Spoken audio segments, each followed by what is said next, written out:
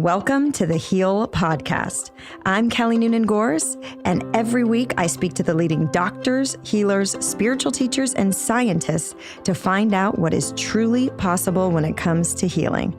I also interview real people with extraordinary healing stories. My philosophy is, what's possible for one is possible for all.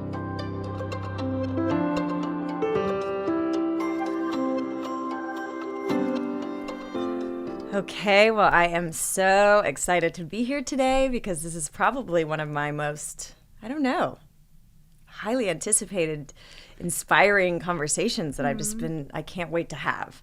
And I'm sitting here with one of my dearest friends, Tara Patrick, who has been my massage therapist for many years, and just a good friend beyond that. And we are going to talk about her incredible healing journey that she is in the middle of. Yes. But just thriving and awakening and glowing and levitating and all of it. It's a remarkable journey. A seemingly, pillar of health, young, vibrant woman who on June 1st got the diagnosis of stomach cancer. And then, later they found out the stage. Yes. And here we are 6 months later, and you are thriving. Yeah. So I can't wait to dive into your journey. I feel like you have so much to share. It's so inspiring. So why don't you just start by kind of telling us a little bit about yourself and your background? Like you said, I'm a massage therapist. I've been doing that for around 20 years. And she's very good, by the way. She's amazing. Yeah, thank you. But yeah, I've been doing that forever. And, I dabble in studying survival skills and herbalism, things like that. I just, always trying to learn new modalities to just keep being able to show up even more so for others. And so I feel like I have, and I love what I do. I love being one-on-one with people and that kind of connection and stuff. So it brings me a lot of pleasure to do what I do. And but at the same time, I've also kind of was a yes person, I would say yes to each person. So many years ago, I would sometimes start at 8 a.m. and not finish until midnight sometimes. Wow. So as time went on, I kind of learned that that's not the best approach for health or anything, But anyway, I feel that, I've always been really good at taking care of myself, for the most part. But I think because I was such a yes person and because I was spending so much time working on others that I didn't really take the time to really truly take care of myself. I didn't eat bad. I didn't eat fast food and things like that. But a lot of times I just wouldn't eat. I would have just enough time to get between each massage. Right. And maybe there's times where I would be like, oh, I'm just going to get this vegan, gluten-free, organic cookie. Right. And a coffee. Yeah. And so I would do things like that, or I would just eat everything kind of all at once. And just none of that was good, right. Or healing, even though, I didn't take the time to sit down and make my own food and prepare it, you right. know. I would eat out, but it wasn't fast food, but I still would. Yeah. And you were always on the run and you were constantly giving. I mean, when you're doing hands-on healing work, not only are you incredibly strong physically, I mean, you're a thin woman, but your hands are you go deep. I mean, you work on some of the craziest athletes in the world, very high profile people. And you go deep. And so just that alone takes energy. So to be saying yes to so many clients and not giving yourself the proper rest, and also that constant, soaking up of their energy when you're in contact with them. Right. You did it with the best of intentions. Oh, Your heart absolutely. is pure. You want to help everybody. You don't want to deny anybody that relief that you bring them, or that healing, or that pleasure. But, it caught up to you. Yeah, it caught up to me. And I loved it. I loved doing that. But usually sometimes I spend my winters in Kauai. And so when I'm there, I'm working, but I'm getting in the ocean. I'm making, for some reason, the day is so long there. Yeah. Yeah. So I have time to go and hang out with friends and do all those things. But for whatever reason, when I'm here in LA working, I don't know, like maybe by the time I get everywhere and drive everywhere, maybe I'm just a little extra exhausted. I'm not going and jumping in the ocean. You know, when friends would invite me to do things, I would be like, yeah, I want to do that. But the time I got home, I was too tired. Right. You know, I was like crashing and going to sleep exhausted, not feeling like, well, you know, I'm tired. It's time to go to sleep. Yeah. I was exhausted. Right. I was exhausted. And even though I kept learning to keep backing off and like taking time off and doing things, it's just, I realized that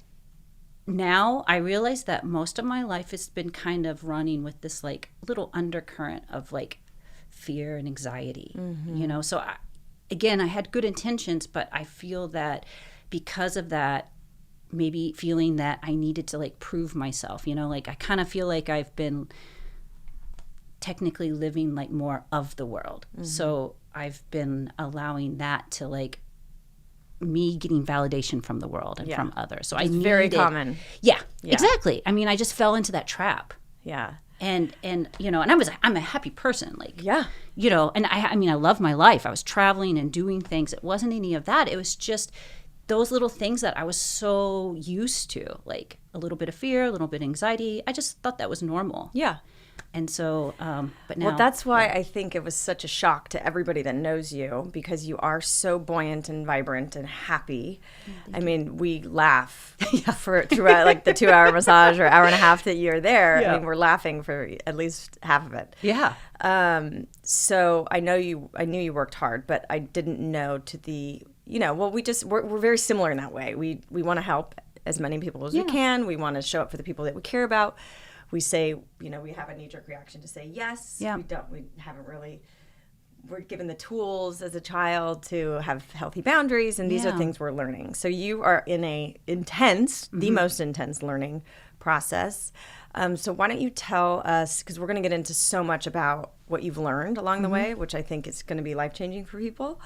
But why don't you give us the backstory of like when your symptoms started and how that led to June 1st, and then we can go what's happened since then. Okay. So about a year and a half ago, I started noticing things that I've never noticed before. Like, for instance, all of a sudden I would eat something and it made me get a little acid reflux, to the point where I didn't even know that was acid reflux, because I've never had anything like that before. And I was just like, well, that's weird that I'm all of a sudden getting a little acid reflux. And then it would just kind of start building. And actually, I remember it was really weird this one week. I kind of felt like it was like the car lights, you know, they all flashing at once, like your car's overdue, you need to take it into the shop. I had this really strange one week where I've never had panic attacks in my entire life. And I had a week of panic attacks. Like, I couldn't leave my house. I had to cancel every massage. Like, I couldn't leave my house. Wow. I was having panic attacks. And I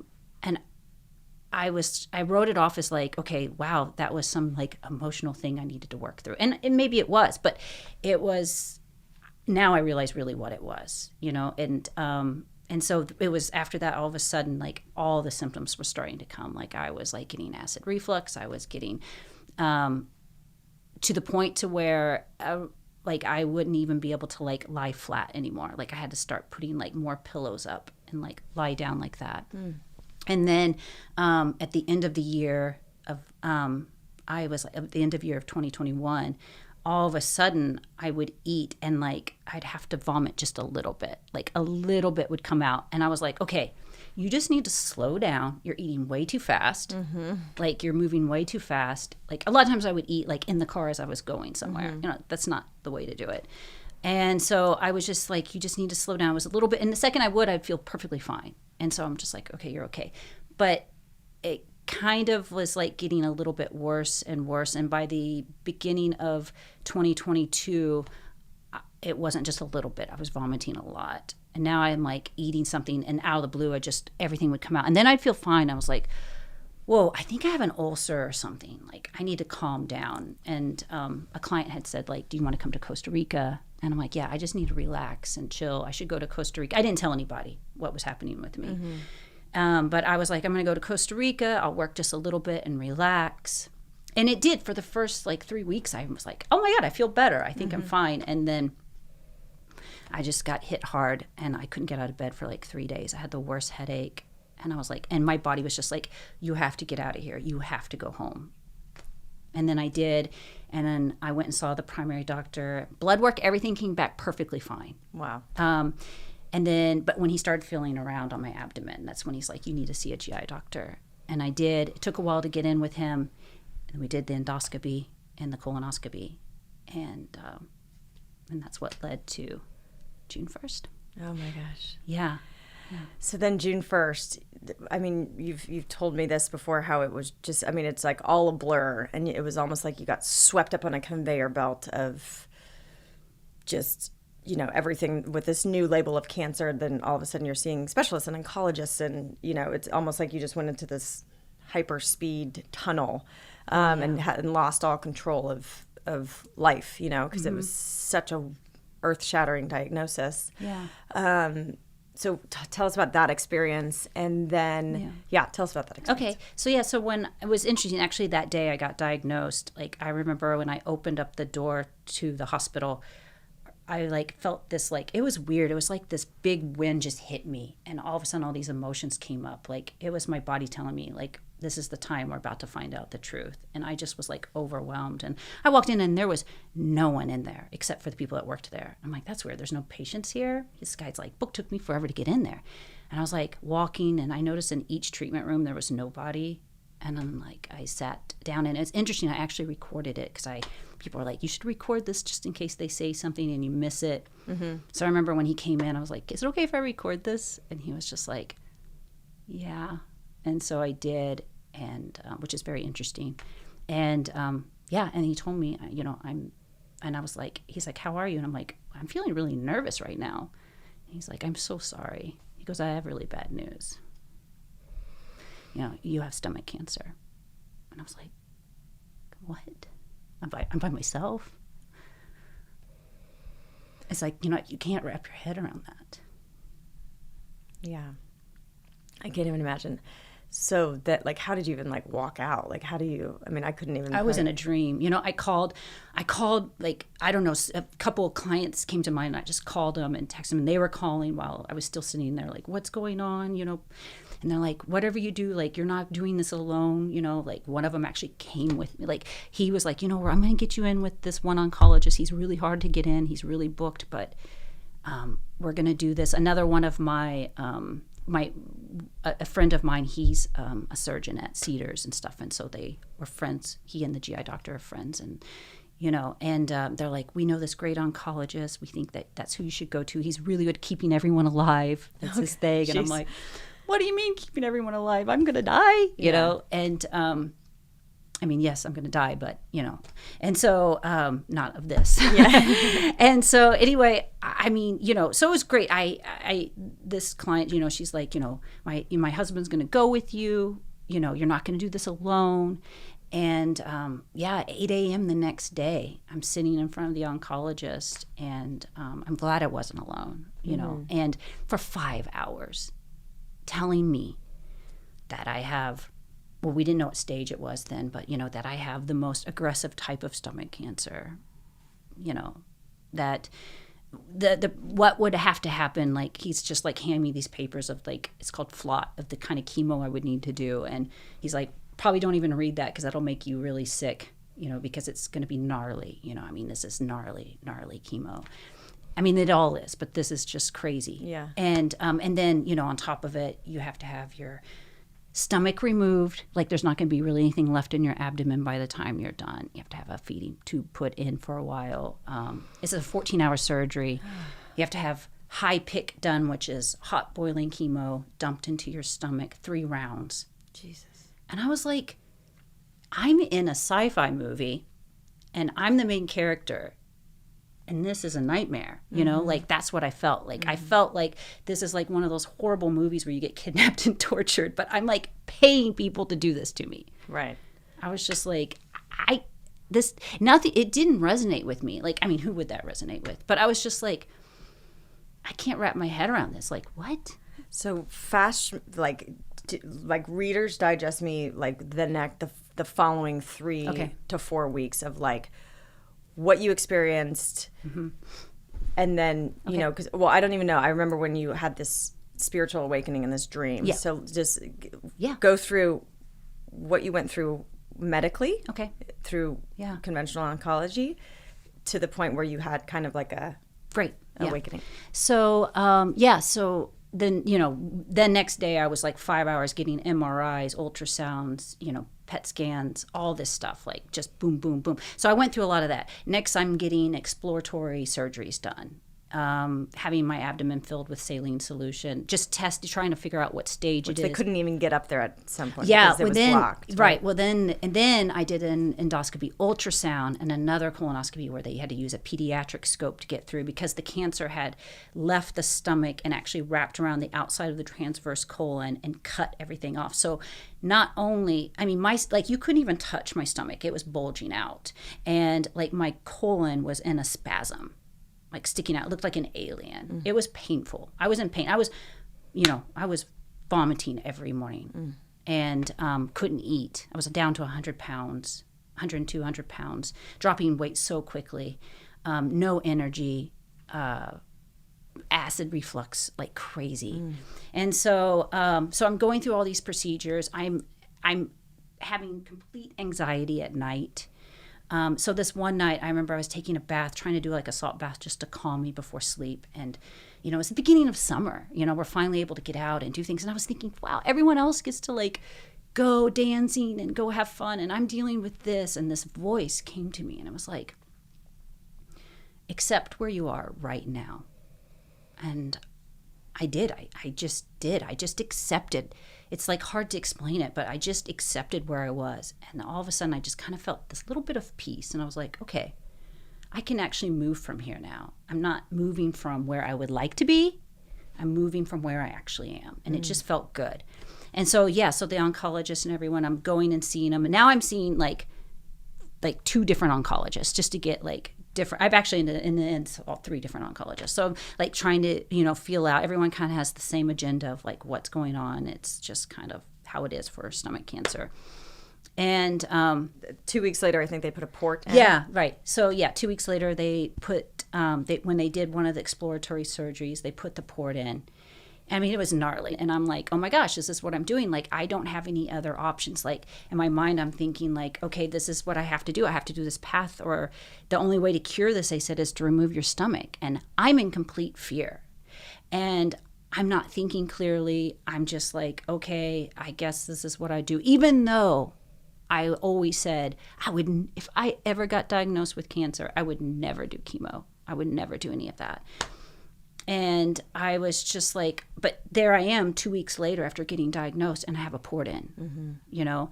And I went and I was supposed to see this one surgeon who was actually going to do the procedure. And he was just kind of not the best bedside manners. But anyway, in the end, he just kind of like just made me feel that I didn't have a chance. Jesus. And I just remember that was only like maybe my 4th day in. And should not have been driving. I was driving home and I was just like, like screaming as loud as I could. Like it brought up every emotion that could come up of like my self-doubt. You know, like I told you weren't worthy enough to be here. You know, like all those dark thoughts coming up of like, you know, you're not worthy enough. You don't belong here. Like I felt so detached from the world. I felt like an outsider. Like everyone else is like doing their thing and having fun, and I'm just like I was becoming completely detached from the world. And I go home and I'm like so mad. I'm like, how dare he tell me I can't, you know, I can't, I'm not going to make it through this. How dare he say that I don't have a chance? And so that night, like it was full on anxiety, and I fell asleep.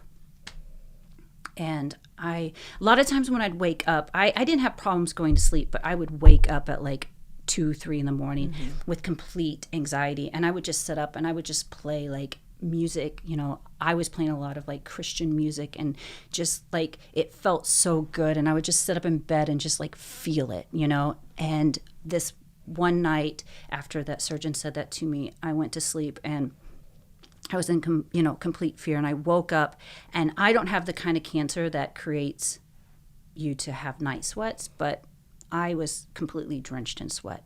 That's how much fear I had.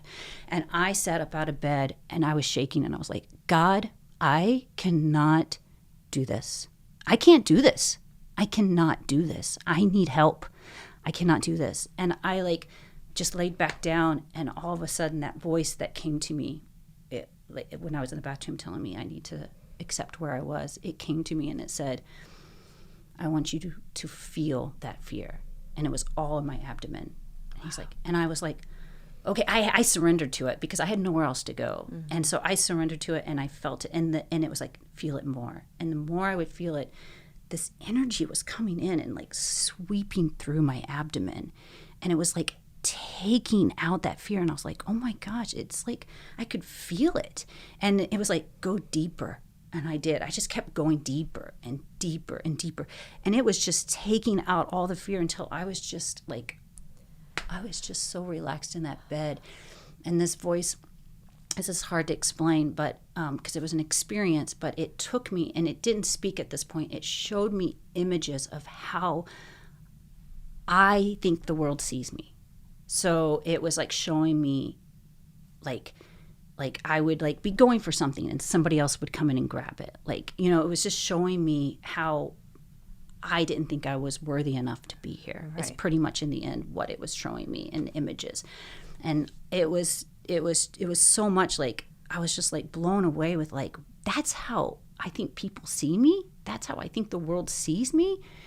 And all of a sudden it took me up into this like black void is what it felt like. And I could feel this energy to the left side. And it was like this voice finally spoke to me and it said, if you think that's how the world sees you, how do you think God sees you? And I was like, oh my God. All of a sudden it turned me towards that and this whole entire glass shattered. And I was like being completely held back in my bed. And I was like, oh my gosh, my belief that I'm not worthy is what has been blocking me from having that connection with God. Like it was the most unbelievable experience. And I was just in like, I never felt so relaxed and so held and so loved. Like I could actually feel energy holding me while I know, in my bed. And it was amazing. And then I closed my eyes. Like I knew where I was now. Like I was in my bed and I was being held. And I was like, I feel so good. I feel like I could just go to sleep now. And then, you know, like 50 feet away from me, you know, I see this man appear and I'm like, who is that? And then I was like, oh my gosh, is that Jesus? And then he like put his arm out for me to walk towards him. And I took like 5 or 6 steps and I don't remember anything else. And I just went into the deepest sleep I've ever had in my entire life. And when I woke up that morning, I was like, oh my gosh, I feel incredible. And I was like, I have these 2 little cabins and I sleep in one, and I was walking barefoot over to my other cabin and I could just really feel the ground underneath me, and this breeze was blowing and this bird was flying over me, and all of a sudden I was like, oh my gosh, I feel peace and joy and love. Like I don't have any more fear. And then that voice came and goes, nor should you fear death. And I'm like, and since that day, that was 5-6 days in from being diagnosed, like I get scared and I get nervous. You know, I'm a little nervous doing this podcast, but I definitely have not had fear. Wow. I have not had any more fear. Like it was like I was being so of the world by letting it validate me and chasing these moments of validation, which was led through like fear and anxiety. And then God stepped in and took that fear away and replaced it with joy and love and peace. Like I'm going through an experience that's supposed to be like this, traumatic experience. And I feel more love, joy, and peace than I've ever felt in my entire life. Oh my God. Like I feel the best I have ever felt, mentally, emotionally, spiritually, and physically. I mean, that's remarkable. And I remember you telling me the story once you finally told me. It was probably a few days later when you called me and you're like, this is what's going on. I was like, what? God, I need to see you right now. And we were talking about this experience and how, the stomach is the core. I mean, the actual center of self, right? Like it's right there in the middle of your body. Yeah, it's my center of self. And you were just saying how in that short period of time, in a week's time after getting this diagnosis, even though you'd been experiencing these symptoms for a year and a half or a year, like for you to have that realization, for God to show you how you've been operating in the world completely disconnected from the truth of your divinity and seeking outside validation, feeling not worthy of even being here. You kind of lived kind of like a work, and then an isolated life. And you were always trying to crack the code, and you were always trying to better yourself. And you are surrounded by really beautiful people. Absolutely. Like, all your clients are your friends, and these are remarkable humans that are doing great things. But, it just, we talked about how you had completely shut yourself off from your own divinity and you blocked your sense of self. You were seeking outside, and it's just so interesting to me. I love, and this is part of the reason I did heal, is that emotional, energetic connection to dis-ease or imbalance in the body and where things show up, and people, Louise Hay talks about different symptoms showing up in your body and how they mean something. They come with a message, so the fact that your sense of self was completely hardened and cut off from flow and energy and health and vitality is just, to me, remarkable. So for you to have this reconnection to your source, to experience that love, peace, and joy, and now even though you're navigating in the human world, so of course fear and anxiety are going to come up, but that existential fear of death or not being worthy has been removed. Absolutely. So tell us a little bit about then. So that was 5-6 days in. So every morning you still have that connection, and it was great. But then you were still on this. There was really no other options for treatment. So you were still on this conveyor belt of conventional oncology. So talk about that first experience where you were going to go in to get your treatment. I'm glad you said that, because it's also like I didn't have a sense of self. So I'm glad you said that. It's like I didn't have a sense of self, and now all of a sudden I feel like I'm now in the world. So now it's like after that experience, I feel like, okay, now I'm in the world, and now I'm like, I can feel like I have a sense of self. So now I feel like I'm ready to take this next step. So so the oncologist is like, okay, we're going to do immunotherapy, and I forget what it's not FLOT, but it's like FLOT, but it's minus the hardest part of the chemo. I just forget what it's called, like Folfox or something like that. So for whatever reason, I'm still in this. I'm still thinking this is the path, and so I'm like, okay, even though I don't feel it, like it just doesn't resonate with me. But I mean, everyone is of course scared to do chemo. It's a scary thing. So so it's now time to do it, and I go that evening, and I'm thinking like this just feels so weird. I can't even imagine chemo going in my body, and interesting enough, too, the oncologist always used the word poison instead of chemo with me. What? Yeah, he would actually say, just let me poison you. Like, my Lord Almighty. Yeah. And actually the nurse. I got to send him heal, like ASAP. I know. And, but, it's a blessing, because I also feel like that was God being like, he's like, tell her what she's really going to get. Yeah. And he's like, wow, she's still going to do it. Okay. Okay. And so even the nurse, before she gave it to me, she's like, okay, are you ready for the poison? She said it. Wow. Oh, and really quickly to back up just a hair.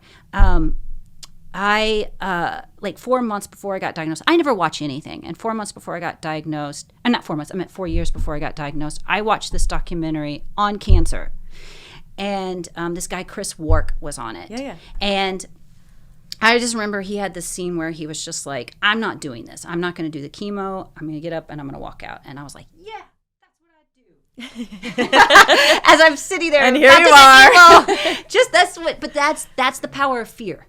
Did you think of Chris Wark in that moment, or it just wasn't even in your consciousness? Well, actually, before I'm sitting there about to receive the first day of chemo, I'm on my Instagram, and he pops up like as a suggestion. No way. Yeah, and I was like, oh my gosh, is that guy? So I go to his page, and it's him. And so I start following him, and all of a sudden he's like, I'm going to release my 10 modules for free for 10 days. Put a little heart in the comment box, and I'll send you a link to it. So I did. 5 minutes before the woman came in to say, are you ready for your poison? The first module popped up on my phone to start watching. And I remember I go, I'm not going to watch that right now because I'm about to get chemo. And I know he's not going to talk about chemo. Yeah. And so I was just like, and I told him, like, I'm really allergic to like everything. Like, anything man-made style stuff. She's like, I've never seen anyone have a reaction to this. And I'm like, okay. And so it's 3 bags. She's going to give me the first bag. So here we go. First bag, she is so confident she actually leaves at like the building. and so all of a sudden I'm like, ow, like I feel like someone's stabbing like daggers inside of me. And then all of a sudden I feel like somebody's stabbing daggers in my hands. And I'm like, ow, what is going on? And I look down and my whole chest is red. And next thing I know, I just see boop, boop, boop, like all these hives popping up. And I'm like, like, what do I do? And then I like hit the nurse button, whatever, and a different nurse comes in and they're like, they have to say this. Can you still breathe? And I'm like, yes, but I'm pretty sure I'm about to have an out-of-body experience. And they stopped everything. I mean, it was not even 3 minutes, maybe that. And it took 90 minutes to counter it. Wow. And then that's when the oncologist got on the phone. He's like, I can't believe this. This is crazy that you're having an allergic reaction to this. He goes, we're going to have to desensitize you. Even though I've called it poison and instilled it into your subconscious. And so did she. And then the Chris Work thing pops up. And at this point, so then he said, okay, the only other option is we're going to have to desensitize you, which means you have to go into ICU like almost every other week for 5 to 7 days because they have to slowly give it to you. And I'm like, okay, wait, pump the brakes for a second. I'm not going to ICU tonight. I just want to go home. I'll check myself in if that's what I'm going to do. So I go home, and I actually violently vomiting for a long time that night. Purge it out. Only for 3 minutes of chemo. Wow. It was awful. And so I finally fall asleep. I wake up at 4 a.m., and I just sit there, and I'm like, God, what do you want me to do? Because, everyone's like, try keto, try this. I'm like, do you want me to do keto? Do you want me to do juicy? Do you want me to do chemo? Do you want me to do immunotherapy? Do you want me to do something completely different? What do you want me to do? I'm so lost right now. And I just let it all go. And I sit there in meditation and prayer. And then I just hear that voice come to me. And it's like, just get back into the boat. Put your hands on the wheel. And I'm like, I don't know how to navigate a ship. I don't know what to bring. I don't know how to read the stars. I think somebody else should take the wheel. Yeah. And he's like, just... all I want you're not even going to do anything. All you're doing is putting your hands on the wheel, and I'm going to do the rest. And I did. Just energetically, I did. And in that moment, I felt like I got catapulted into healing. Like, I feel like I needed that other step of sense of self to even get to this step. For sure. And I got catapulted into healing. The next day, I sit there and I watch Chris Work's, first video, and I'm like, that's what I want to do. I want to juice. I don't want to do chemo. I want to juice. And I did. I got out there and I got carrots. I got green apple. And for those of you who don't know, he had stage 4 colon cancer. Yeah, sorry. So yeah. Pretty similar. Pretty similar. A little same different. Region, yeah. Digestive, yeah. Yeah, and it's great because he has all the information because it's overwhelming. Everything's overwhelming. So to research everything, figure out which path you're going to take, and deal with fear and anxiety and the pain of whatever the cancer's causing. Yeah, vomiting every day and not having energy and not eating. Like, I couldn't even chew a piece of lettuce. I couldn't eat. You were just juicing at this point. No, at that point I hadn't started. And then this is the crazy thing. And that, just to back up too, I had also just started hyperthermia like a few days before. It was this beautiful, like the second I like opened myself up to this path, all of a sudden these things started falling in my lap. Like, there's Chris Work.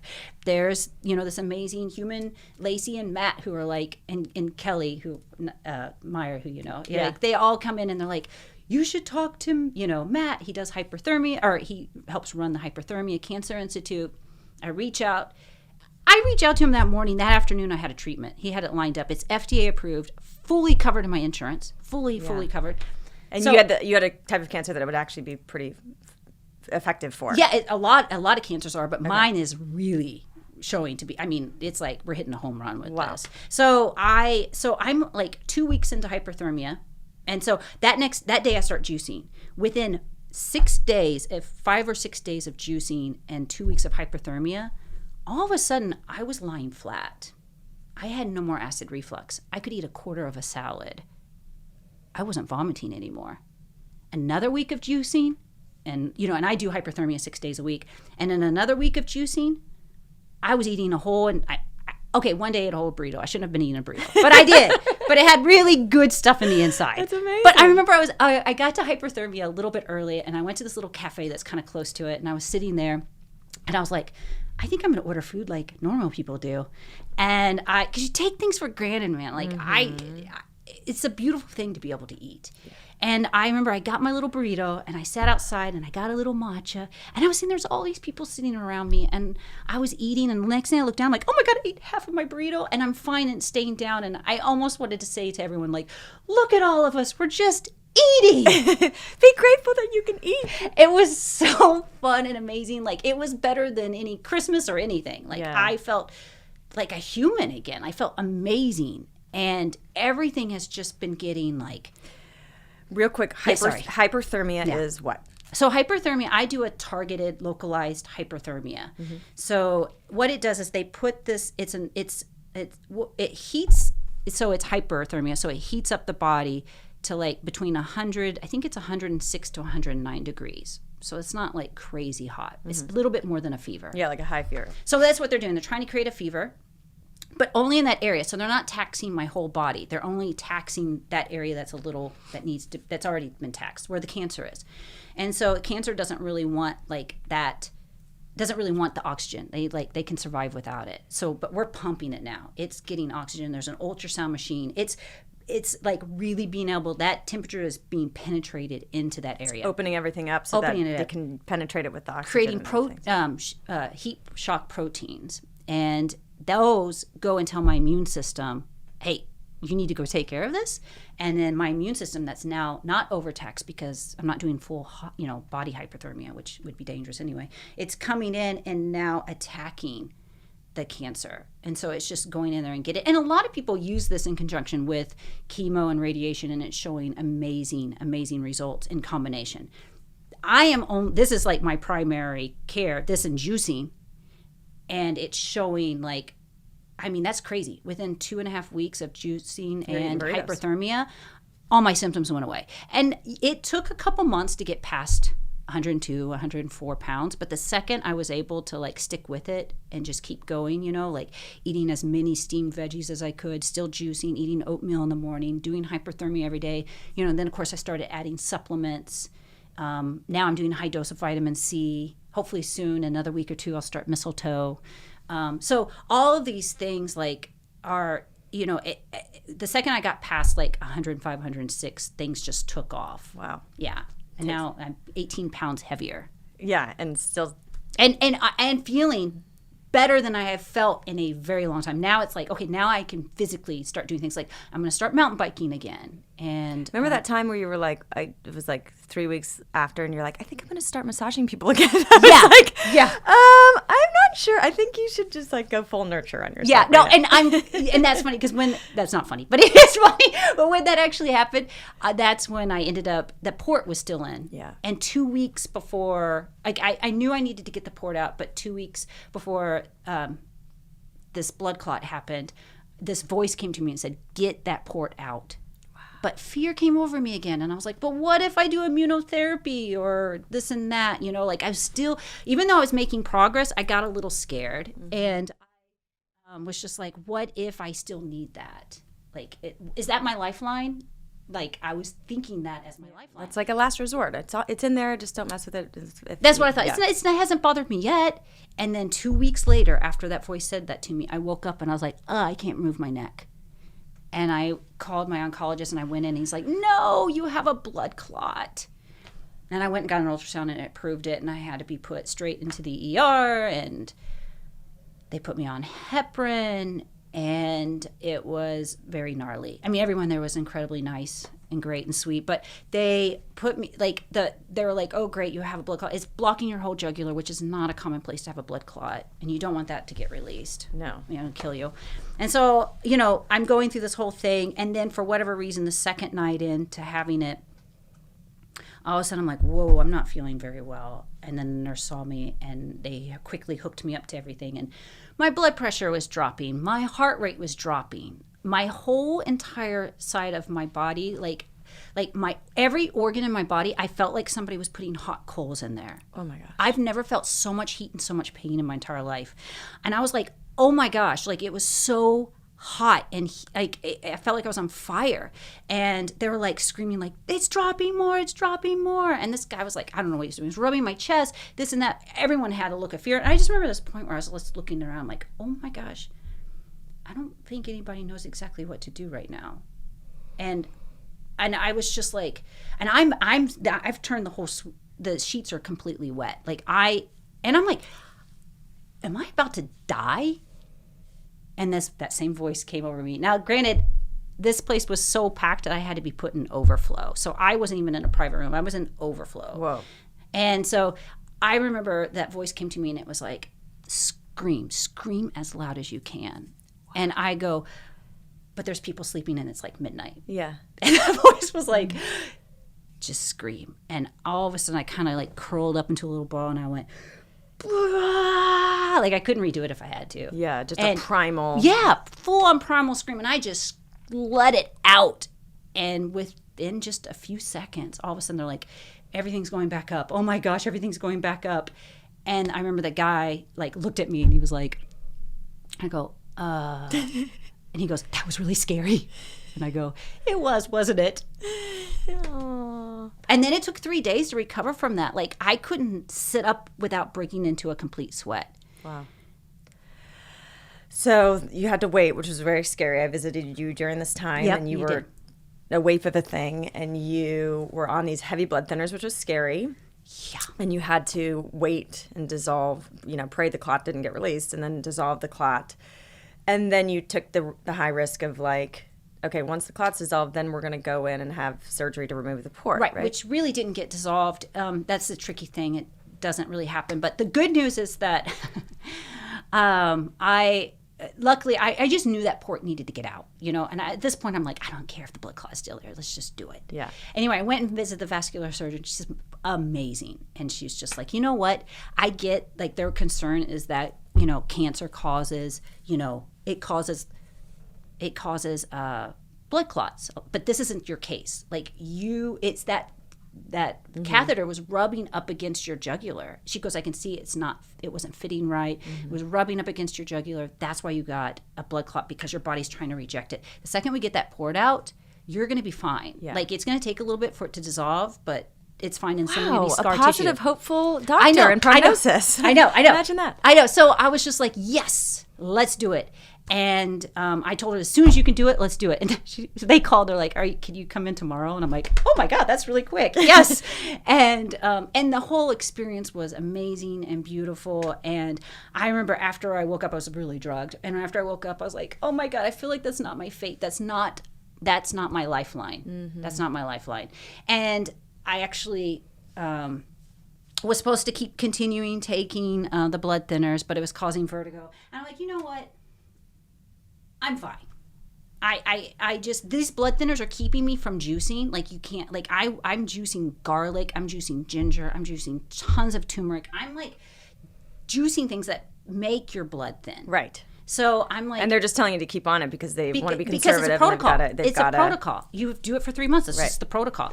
And so I decided to take the plunge and say, even though it was a total circumstantial rubbing of the jugular blood clot, it's not like you're not just going to like crop up with some random. Right. I mean, I'm not a doctor, disclaimer, but it was a conservative protocol. And then the vascular surgeon agreed with me, and that's all I needed. Okay. So when I went and saw the oncologist, the nurse practitioner was like, okay, so you got to continue on the blood thinners. I'm like, well, I actually already stopped them. She goes, and she's like, oh, okay. And I was like, I said, well, the vascular surgeon said it. She agrees, like, it's okay. She goes, well, she's the expert. Yeah. So if you feel anything that changes, let us know, and we'll do an ultrasound and we'll check it. And I've been, I mean, that was like beginning of September. Yeah. You know, Amazing. And I feel, and the second I stopped those, and I was able to get right, because I had to take 6-7 days off of hyperthermia, because I think about it, I was only 1 month in of that. Yeah. You know, so, and only like 2 or 3 weeks into juicing. So not being able to juice and not being able to do hyperthermia, I was starting to feel my stomach again. So the fact that this 3 days into hyperthermia and back into juicing, all the symptoms went away again, and then it just went like, again, now I'm like, I feel like almost every 2 weeks I like reach a new level. It's like a video game. Like, I feel like it goes beyond just juicing. It goes beyond just even hyperthermia. Like there's so many levels to healing. Like I am changing everything about me. Like all the things I've been asking about, like, you know, when I was like, one of the things I'd be like, please God, I just open my eyes, open my ears, open my heart. I want to know. Like I want to stick around because I want to know what all this means now while I'm here, not when I pass over. Yeah. I want to experience it now. And I just feel like, because I was so busy looking behind me, that darkness of doubt, instead of in front of me where the light is, where that light and love is, like, I was like, no, I got to look behind me, because there's, you know, like doubt and this and that. Like, that was keeping me from hearing. That was the obstacles that was keeping me from hearing how to open up my eyes and my ears and my heart. And now that I'm like walking forward, you know, and yes, I still hear doubt coming, but now I don't need to turn around and look. I'm just like, okay, okay. But, you know, I'm moving forward. Like I have, like, I'm gaining so much faith. I'm like, things that used to be intellectual are sinking into my bones, and it's like sinking so deep that it's like now in my core, and it's healing me on deeper and deeper levels, to the point where I'm like, this goes beyond so many things. Like, I'm changing every aspect of who I am, which is now giving me the answers that I have been asking, but I couldn't hear it because you had this lens, this block, this perception of self, or this lack of worthiness, whatever it is that we all come in with, and we all have childhood experiences that color this lens. And so that lens was such that it completely disconnected you from your divinity and from your truth of who you are and your light, and you just saw you had a perception of self that was not true. And you've cleared the lens throughout this process, so that you see clearly and can look forward. And what I think is so amazing is that also, can you just touch on, because I want to get to how others can access what because it's such a powerful story, but like what you've learned that could possibly get people the, you know, confidence to put their hands on the wheel, because you had a direct experience with what you call God. And so others, if they don't have that voice that comes in at the crucial moments, you know, I want to get to what you've learned that can help them, because I really think your experience can help them. But just because I know you so well, I know that the last 2 years leading up to this, or 2.5 years, you had this like call to go on these like survival wilderness journeys where you go to the East Coast and you learn from this guy who, you know, was an indigenous, you know, shaman or Native American who was connected to the earth and could track animals, and you wanted to learn the ways of nature and how to connect and survive in the wilderness. And you would go on these vision quests, like Native American culture. And I mean, it's so wild for you to do that. And that, like, tell us a little bit about that and how that prepared you, because you are on the greatest vision quest of a conscious being, you know? I'm on the biggest vision quest I've been on yet. I've done a handful of vision quests. I just got drawn to that. I remember I was reading, it's Tom Brown Jr., and I was reading his book, Grandfather, and I just remember I was like, I gotta do that. I don't know if this guy's alive. I know Grandfather, who he studied with, this Apache, who he studied with. I'm sure he's already passed on, but I've got to find him and to find out, you know, great, he's still alive and he has a school. So I did go. I don't claim to be good at any of the survival schools, but I absolutely love it. I love it. It brings me so much joy. And it did, like, going and also just the confidence to be able to, like, learn to, I mean, I love being in nature anyway, but to go and learn how to, like, read nature and track packs and all that other stuff. Build your own shelter and sleep in it, and just, survival skills. And also not only that, but the Vision Quest, where you go and you sit for, 3 to 5 days by yourself with no distraction. Yeah. Those have been some of my, they've been some of my most powerful moments, which I honestly feel all of that has helped me to have the tools to prepare for this Vision Quest that I'm on, which is really going deep, because the thing is, like in the Vision Quest, everything, because you don't have any distraction, you don't have food to eat, you don't have, your phone, you don't have any of that stuff, right? Just sitting with yourself. Every day, like a different aspect comes up, and so it comes to the surface and you face it. But for me, like when I got diagnosed, I felt like, boom, all that I've been like, just, pushing down and not wanting to face all came up, and I had nowhere to turn. Like I couldn't even look at my social media. It made me sick to my stomach. Like I couldn't eat. Yeah. I didn't have any of those things that I usually use to distract myself. I couldn't work. That was my biggest distraction. I couldn't do any of the things that I usually use to distract myself. So I really had to sit, which is a blessing. Yeah.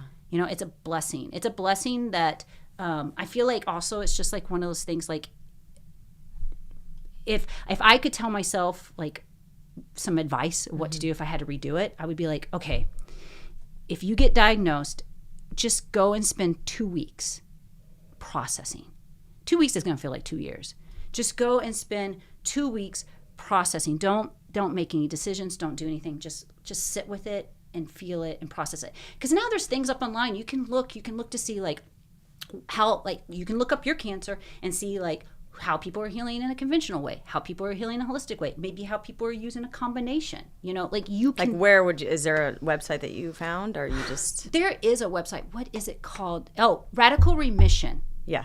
Yeah, Radical Kelly Remission. Yeah, so she started something where you can do that. Yeah, it's like a database, right? Mm-hmm. Yeah. There's not much on stomach cancer, but hey, great! I can eventually post my story. You know? But so I just feel like it's interesting because we have like this, like cancer's. If I know correctly, it's like the second leading cause of death in the U.S. And it's just like and growing. That's a big fear put around it. Mm-hmm. Even if when I told people, I could see their fear come up, and they were not the ones diagnosed. It brings up a lot of fear. So it's just like I feel like it'd be great to like be able to turn that around. Yes. And not only that, but it's interesting. And I don't know. It was a thought that came, but it was just like, wait a minute. If cancer is the second leading cause of death, then does conventional medicine work? I don't know. I'm just saying, it does work. Like my cousin, he did it and it kept him alive. So I'm not saying that. Like, it's just like, like my oncologist is amazing. He's like, I'm rooting for you. He's like, in the end, after I had to tell him like 5 times I'm not taking his path, he was like, he finally like shut the door and he looked at me and he's like, you know what? I'm not going to say this to everyone, but I'm going to say it to you. He's like, my path wasn't going to heal you, but what you're doing is working and I'm rooting for you. And I love you.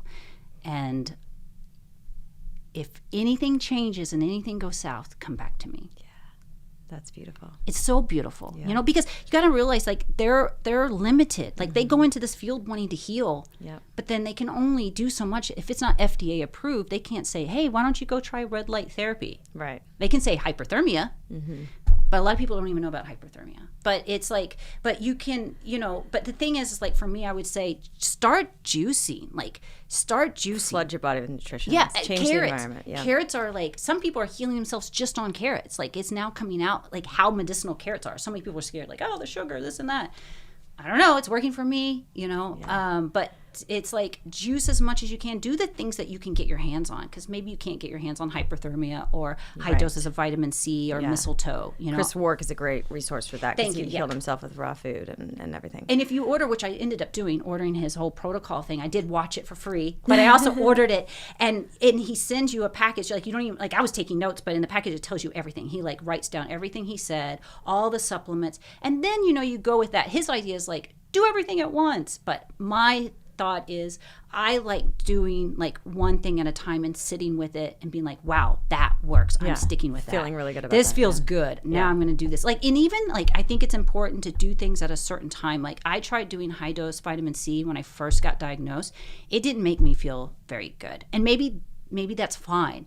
But now I'm doing it, and it makes me feel incredible. Yeah. So, I took a break for a while from doing it, and now I'm back on it, and it feels right. So I think using discernment and really like know that when people, if you tell certain people, they're gonna be like, they're talking from fear sometimes. They're gonna be like, oh my gosh, you have to do this, you have to do that. You don't have to do anything. Right. Like sit with it, be in meditation, ask where you need to go and what you need to do, because this cancer is not a blessing, but what can come of it is an absolute blessing. And that's what I'm learning, is that this whole thing has become it's made me receive things that I've always wanted.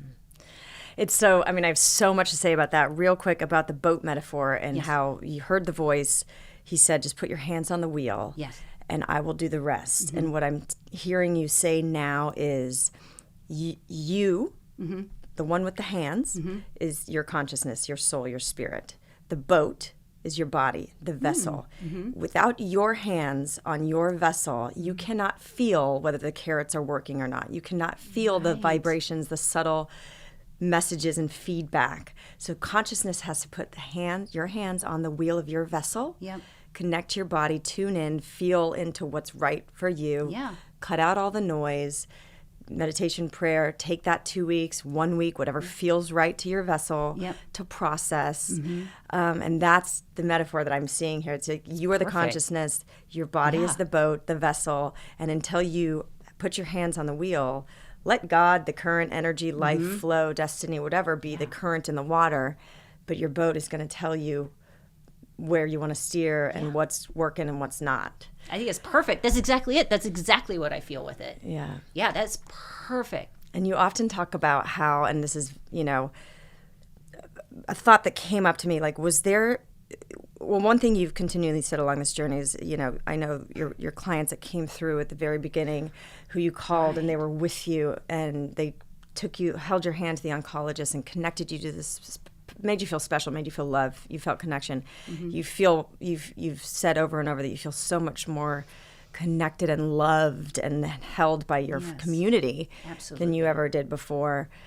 And I'm wondering, I want you to talk about that a little bit, but for you to lose your sense of self, or for you to not think you're worthy, or for you to, to distract yourself away from, because you didn't feel like you had, real estate in this world. Did something traumatic happen to you as a child? Was it just a general sense of lack of worthiness that you feel? Have you gone back to that where it's like, how did I have such a low sense of self, or a self, where you kind of made yourself sick to your stomach? Right. I don't know. Like, exactly if it's like anything in particular, that could have happened. I feel like there's so many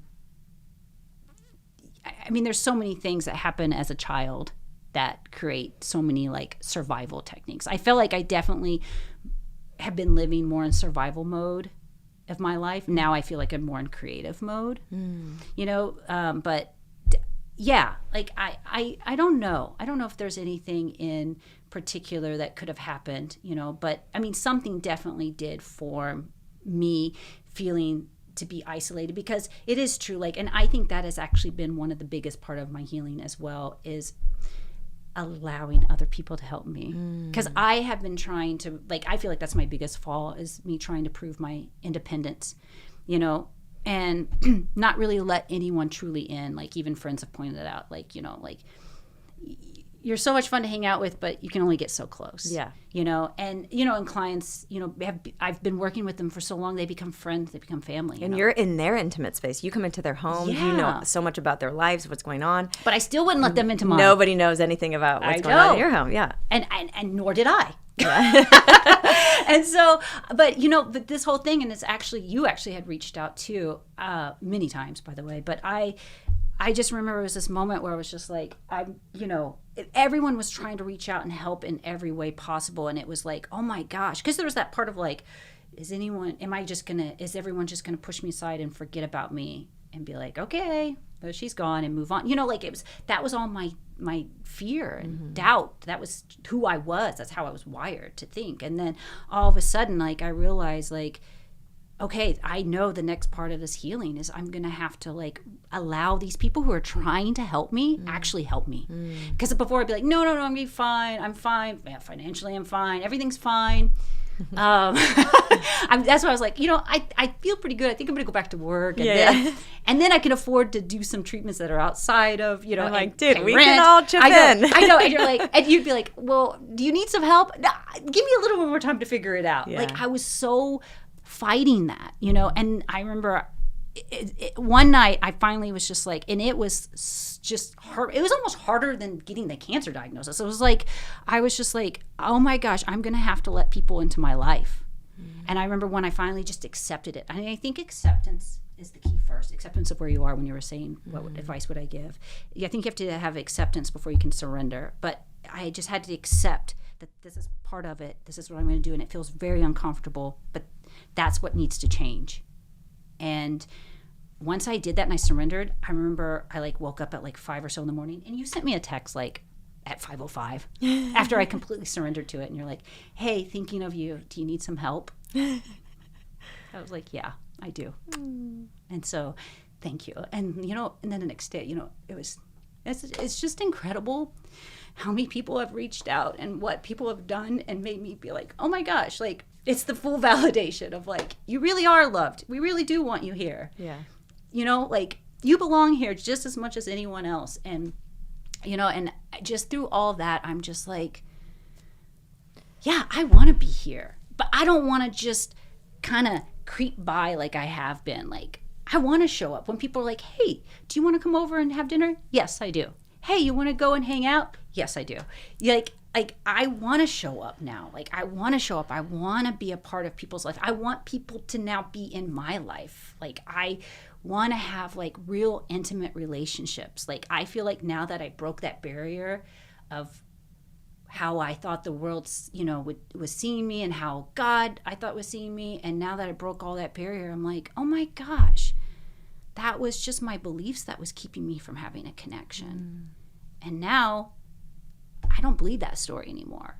Yeah. Which brings me to my point of, you said, I want to change part of, you've gotten kind of rebirthed into this new mission of wanting to, take the death sentence away from cancer. It's so common. And this was part of my motivation to do heal. I was like, cancer does not have to be a death sentence. And then as my journey unfolded and learning what I know and talking to people like you, having miraculous transformations and awakenings, I was like, oh, you know what? Rather than shift a whole paradigm, let's just shift half a paradigm. Cancer can be a death sentence, but let it be a death sentence to the self that allowed the environment or the disconnection that allowed the cancer to come in the first place. Yeah. So you did have, it's almost like a vision quest in nature. Yeah. You go out there for 5 days, you battle the elements, you battle your dark voices, nature, and you're with yourself, and you almost feel like you're going to die. It's almost like that's like this initiation that they send these. A lot of civilizations have sent these young warriors on these vision quests so that they can die to their old self. And then they're rebirthed into this strong warrior. And I think that, let cancer be a death sentence to the old self so that you can begin anew and give birth to this person that you truly are and are truly here to be. That's perfect. That's so beautiful. That's exactly what it needs to be. It doesn't have to be. And, it's so easy for people to get thrown in and be played as a victim. Oh, poor you have cancer and this and that. And it is like, I'm so sorry. That's terrible diagnosis. But don't put people into victimhood. Like, I'm glad I made that quick switch, because there was a part where I was like, why me? Which is totally normal and part of the process of and grief, shame right? and guilt. Like all these emotions, like how could I done this to myself? I had like this little flashlight, and it was like just shining on my little cancer, like why and sometimes I would go out and I have to hit it and come back on, but why? and it was just like, but if you're just gonna sit there and look at that, there's like so much more. This is just one little thing that's teaching you something. Like there's so much more. Like once I feel like that's what faith is what healed me, and I feel that once I put my focus, right in the front where it needed to be, all of a sudden I gained wide angle vision. Like I wasn't looking anymore at that little cancer, why me, poor me. With the little flashlight. With the little flashlight that doesn't stay on. And like, why me, poor me? Why not the other person? Why not? Or, is this karma? No, it's nothing like that. It's not I'm not a bad person. It's not karma. It's none of those things. It's just like, but I didn't know that until I finally quit looking behind me and looked at the light and love that's in front of me, lighting my steps. And now I'm like, oh my gosh, I see so much more. I see so much more. Do I understand all of it? No. But I see so much more. And in that space, I feel peace, love, and joy. And I'm going to heal way better there than I am looking back behind me in the darkness of victimhood and self-doubt and fear. Yeah. Because all of that isn't real. Right. It's just an illusion in the rearview mirror. Yeah. I mean, so much of what you said is like reminding me of why I did heal. And it's like you're speaking in all the metaphors that I literally told myself. I said, I want to, shift the paradigm so cancer is no longer a death sentence. Yes. We live in a toxic world. Mm-hmm. We all have generational trauma. We are creating an environment where cancer is thriving, but we also have the tools to then shift our environment and shift our perception and become who we truly are. Yes. And which doesn't have space for cancer in who we truly are. So, in my belief. So, then you say when you had wide angle vision, when your perspective opened up so much wider and you pulled the focus off of the problem. Yeah. That was one of the other visions that I had in doing heal. I said, I just want to, when you're in fear, your focus, like, it's like almost like the black, like you're about to pass out, like the black comes in and you just have this little like focus and you're looking at this problem and it's intense and you can't, you're in survival. So you cannot, you're fixated on this little tiny thing. And it grabs all your attention, and where your attention goes, energy flows, right? So you're putting more energy into that problem. But what I want to do is just give people the tools, the inspiring stories like yourself to allow the fear to dissipate enough to where their aperture widens. And then you see a whole nother universe of opportunity and possibility available to you. And then you're like, oh my gosh, there's literally a crowd. When I'm looking at this, I can't see anybody around me. When I open up my aperture and I have this wide angle vision, I see hundreds of people coming to support me. I'm feeling the love. I open my heart. So anyways, I just keep saying you're a walking embodiment of what I intended with Heal. You happen to be one of my closest friends, and now even closer, now that you're actually letting me in. Yes. And just your healing is remarkable. It really is miraculous, but I truly believe, and your life circumstances gave you the tools to do it, and you're surrounded by a very incredible community that is supporting you. But you've done a lot of work on yourself, so you tapped in very quickly and had this awakening, and you have faith, and you prayed and you meditated and opened up yourself to the signal of that voice. You were able to receive that voice because you sat in silence and prayer and meditation. And so I just feel like, you are an example of what's possible.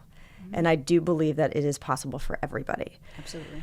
And I can't wait to talk to you in another 6 months or just continue on the journey. And I can't wait till the day when you come back and you're like, there's no evidence of disease. Right. Right. It could be in a month from now. It could be 2 days from now. It could be 6 months from now. It could have already happened. It could already be. Yeah. It could already be. So I can't wait for that podcast to follow up because and it's funny when you say, be careful. You've got to be vigilant and have boundaries around other people's fear because, again, it's such a collective fear. Yes. So you've got to really protect yourself against soaking in other people's fear.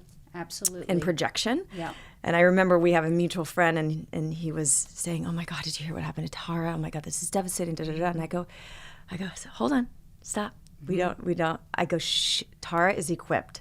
She's going to be okay. She's got, I'm going to help her through it. We've got this. Yeah. I just have this knowing that she can transmute this and heal. Yeah. And he's like, but do you know the statistics? And there's really nothing you could do. And it's cut out, and I was just like, just trust. Let me get, we've got this. We're going to hold her hand through it. And I have a good feeling about this. And he's okay. And then he's like, so she's still taking that moringa I gave her. It's just, everybody wants, they want And I am. Yeah. Okay, good. So it's just, everybody has the best of intentions, but, we are inundated with fear and information and overwhelm right now. So that's why you got to really surround yourself with the right people. Yeah. I actually have this one friend, I remember they flew in for just a little bit, and I only got to spend a little bit of time with them before they took off, and we were hanging out, and they're like, we leave Tuesday. I'm like, no. And I'm like, well, maybe we could do sauna before you take off. And he knew that I had like the port taken out and this and that. So he was thinking more about that. He goes, oh, can you do sauna now? And I go, I'm healing. And he goes, about time. And I just feel like that's it. Like we all started laughing. That's it. That's the energy you want. Like, yes, about time. Like, yes, you're going to do this. Like even when the oncologist said that I only had a few months left, I was sitting there as 100 pounds and not being able to eat. I hadn't started juicing yet. And I knew in my bones and in my body, I'm going to heal from this. Like, I know that that's the stats for it, but I'm going to heal from this. And he was like, don't you want to give this your all? And I go, to my oncologist said that to me, don't you want to give this your all? And I was like, I am giving it my all. That's what I'm doing right now. I'm giving it my all. And God is my main physician. And I'm taking a different path. I want you still on my team. I want you still to be my oncologist. I have so much respect for you. And I know you care about me and you care about your patients. So don't fire me. But I'm taking a different path. And that's, and that's when he told me. Here we are today. And here we are today. And I'm healing. And he even went in and felt in my stomach. Like, you couldn't touch my stomach, and now you can fully go in and touch it. It's completely supple. Amazing. And by the way, I did have another CT scan done while I was in the hospital. And it showed the obstruction in my colon was gone, which I knew it was because I wasn't having spasms anymore. Yeah. So, yeah. So, to be continued. Thank you for sharing your story, your light. I'm so just beyond grateful and me too. And just so grateful that you're here and me too. And just just glowing, Yeah, and feeling great. The best I've ever felt. Wow. I'm so grateful. I'm so grateful. Thank you for having me come and share my story, even though I was a little nervous. Thank you. Yeah. I love you. I love you too. Tara Patrick, everyone. Oh, by the way, the last thing I'll say about this, your Instagram handle, I'm sorry if you want to keep this private. No, it's no longer private because you're going to help private. a lot of people. Tara the Butterfly. Yeah, Tara the Butterfly, and it's like Tara _the_butterfly. Yeah. But you could probably just say Tara the Butterfly. But that's been before this journey. You've had an association with the butterfly for as long as I've known you. And you're in this metamorphosis right now. Like you literally are emerging as a butterfly. Yes. And everything that no longer is your truth is left back in the chrysalis. Yes. That you are leaving. I mean, you may have already fully emerged. We will find that out soon. But you are the butterfly now. Yeah. And it's just wild to me. Life imitating life and art, and it's just I know. Miraculous. It's absolutely beautiful. All of it. I'm thankful for all of it. Thank you. Thank you.